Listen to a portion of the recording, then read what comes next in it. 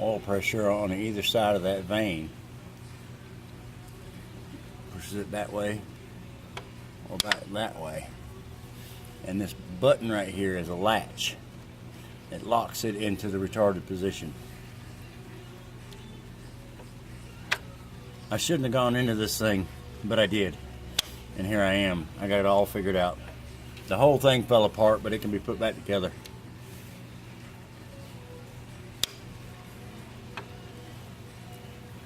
So there you go, YouTubers. That's what's inside the cam actuator of a Nissan Altima.